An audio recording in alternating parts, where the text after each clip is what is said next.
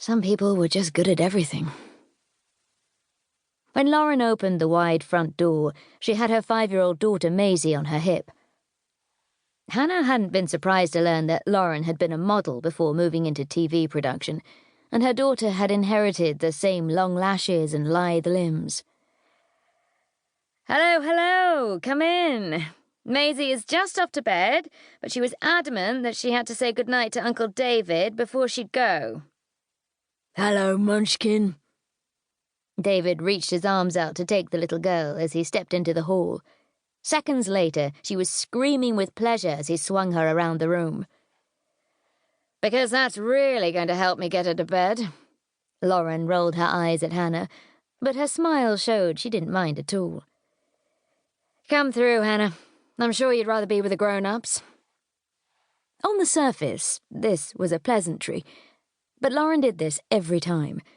Made a big thing about David being great with the kids, and then assuming that Hannah wasn't interested.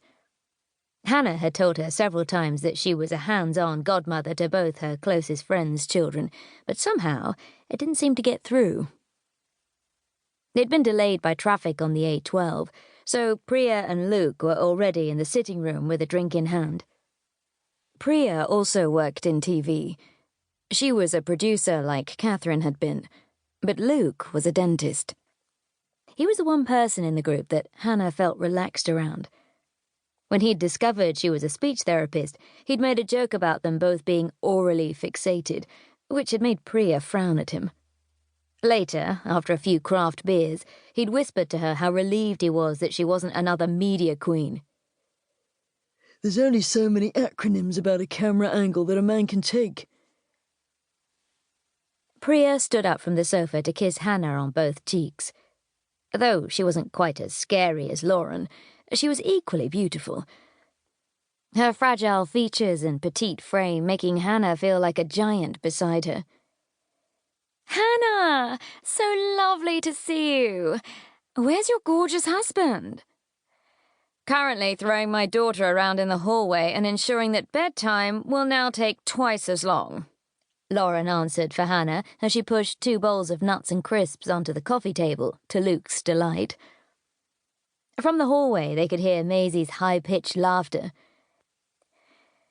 "Well, it sounds like she's enjoying it. He's always been so good with kids." The shake of Priya's head and the sadness to her tone suggested she was thinking what a shame it was that David didn't have his own children to play with. It surprised Hannah that they'd all assumed that she and David wouldn't have children. She was only 41, hardly past it. She suspected the sadness came more from the fact that he and Katherine hadn't had children. Although Hannah had known these people for almost 2 years now, she still felt almost naked without David next to her. So she was relieved when he came through to the sitting room, followed by Ben, who was holding a wriggling and crying Maisie. "Mean old Daddy is taking this one to bed. Unless you'd like to do the honours, Lauren, and I'll get the drinks." Lauren laughed. "No way. I've been cooking all afternoon. You are in charge of bedtime tonight." She blew a kiss at her daughter and waved him away with a smile. As soon as they disappeared, she turned to David and Hannah. "You guys are so lucky you don't have that every night. What can I get you both to drink?" David sat on the arm of Hannah's chair and reached for her hand, a private show of sympathy for the way he knew this comment would make her feel.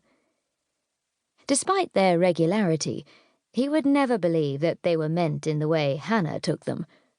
He smiled at Lauren. "I'm driving tonight, so I'll save myself for the 1 glass of wine with dinner. Have you got anything soft?" Lauren raised an eyebrow. "You have him so well trained, Hannah. Every time you come out with us, David seems to be the one driving so that you can have a drink." Another barb. How could he not hear it? She could hardly tell them that it was because David always felt forced into drinking more than he wanted to when he was with them, that he preferred to have an easy excuse not to drink. It must just fall like that. He gets his fair share of being chauffeured, believe me.